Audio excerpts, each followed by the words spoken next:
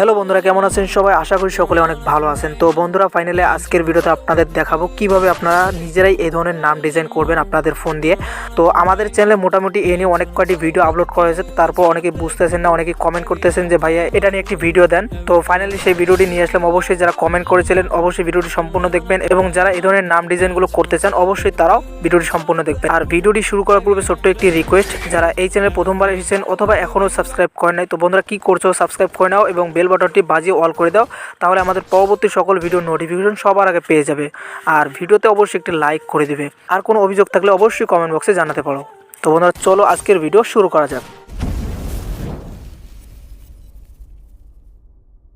তো বন্ধুরা, এই ধরনের নাম ডিজাইন করার জন্য আমাদের একটি অ্যাপ্লিকেশনের প্রয়োজন হবে। অ্যাপ্লিকেশনটির লিঙ্ক আপনার ডিসক্রিপশন বক্সে পেয়ে যাবেন, এবং এটার নাম হচ্ছে অ্যালাইট মোশন। এটা আপনার প্লে স্টোর থেকেও ইনস্টল করতে পারবেন। তো জাস্ট এখন আমরা অ্যাপ্লিকেশনটি ওপেন করব। সরাসরি অ্যাপ্লিকেশনটি ওপেন করার পর এরকম একটি ইন্টারফেস দেখতে পারবেন। এখান থেকে উপরে দেখতে পাচ্ছেন একটি লোগো দেওয়া আছে। তো জাস্ট এখান থেকে ক্লিক করে ফেসবুক দিয়ে আপনারা এটাকে লগ ইন বা সাইন ইন করে নিতে পারেন।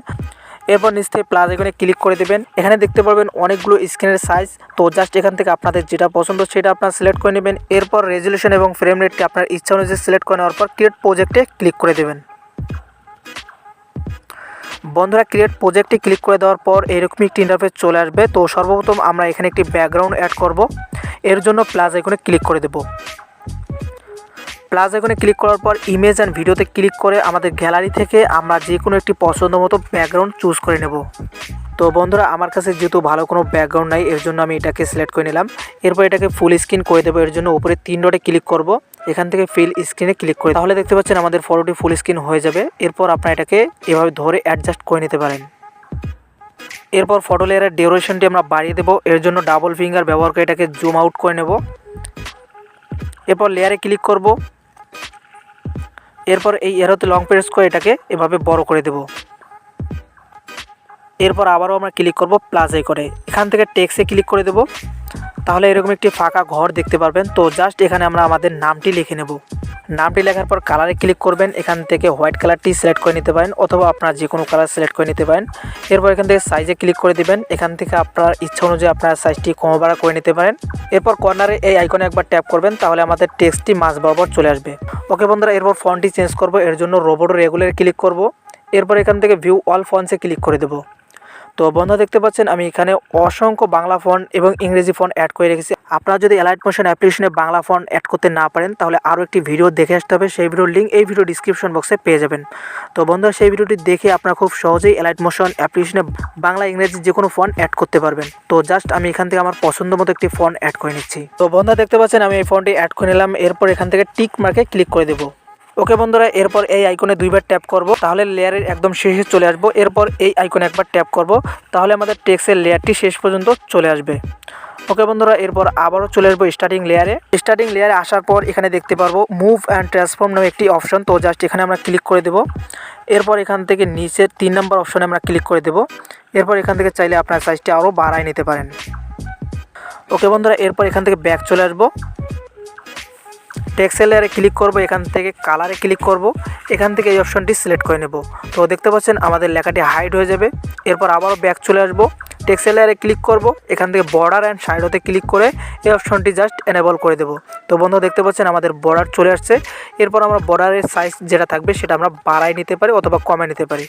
এরপর এখান থেকে স্টকে ক্লিক করে আমরা কালারটি রাখবো হোয়াইট। ওকে বন্ধুরা, এরপর আমরা এখান থেকে দেখতে পাচ্ছি নিচে এন্ড এবং স্টার্ট। তো জাস্ট আমরা এন্ডে ক্লিক করব। এরপর নিচে দেখতে পাচ্ছি অনেকগুলো অপশন। তো জাস্ট এখান থেকে সার্কেল যেটা থাকবে এটা আমরা সিলেক্ট করে নেব। এরপর আবার টেক্সট লেয়ারে ক্লিক করব। এরপর ইফেক্টে ক্লিক করব, অ্যাড ইফেক্টে ক্লিক করব। এখান থেকে ড্রয়িং অ্যান্ড এডজে এখানে আমরা ক্লিক করে দেব। তো জাস্ট এখান থেকে আমরা ড্রয়িং প্রোগ্রেস এই ইফেক্টটি অ্যাড করে নেব। ইফেক্টটি ক্লিক করার পর স্ট্যান্ডার্ড সেটিংস এখানে আমরা ক্লিক করে দেব। তো দেখতে পাচ্ছেন আমাদের ইফেক্টটি অ্যাড হয়ে গেছে এবং নিচে 2টি স্কেল চলে আসছে। তো বন্ধুরা, এই স্টেপটি আপনাকে খুব ভালো করে দেখতে হবে, না হলে আপনার নামটি অ্যানিমেশন হবে না। তো প্রথমে আপনাদের যেটা করতে হবে, এন্ডের যে স্কেলটি থাকবে এখানে আমরা চলে আসব। এখানে আসার পর এখানে দেখতে পাচ্ছি কর্নারে একটি প্লাসের আইকন দেওয়া আছে। তো জাস্ট এখানে আমরা একবার ক্লিক করে দেব, তাহলে আমাদের এখানে একটি এই ধরনের চিহ্ন চলে আসবে। এরপর আমরা এই যে স্কেলটি থাকবে এটাকে আমরা এইভাবে মাইনাস করে দেব। ওকে বন্ধুরা, একদম ফুল মাইনাস করে দেব। এরপর আমরা এই অপশানে ক্লিক করে দেব, তাহলে লেয়ারে একদম শেষে চলে আসবে। এরপর যেখান থেকে লেয়ারটি শেষ হচ্ছে তার একটু আগে আমরা নিয়ে আসবো স্কেলটিকে। তো জাস্ট এখানে নিয়ে আসার পর এখানে আরও একটি প্লাস অ্যাড করে দেবো।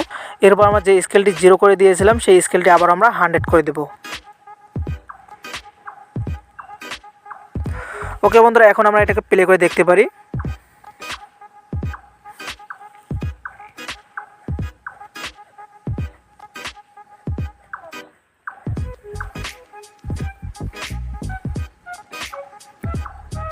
এরপর আপনারা চাইলে গ্লোয়িং ইফেক্ট অ্যাড করতে পারেন। এর জন্য আবারও টেক্সট লেয়ারে ক্লিক করবেন, ইফেক্টে ক্লিক করবেন, অ্যাড ইফেক্টে ক্লিক করবেন, আবারও এই অপশানে ক্লিক করবেন ড্রয়িংয়ে।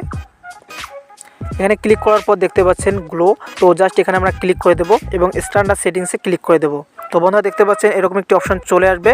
তো জাস্ট আমরা গ্লোতে ক্লিক করে দেবো। এরপর আমরা এখান থেকে আমাদের ইচ্ছা অনুযায়ী এটাকে কাস্টমাইজ করে নেব এবং নিচ থেকে আমরা কালারটি চাইলে চেঞ্জ করে দিতে পারি।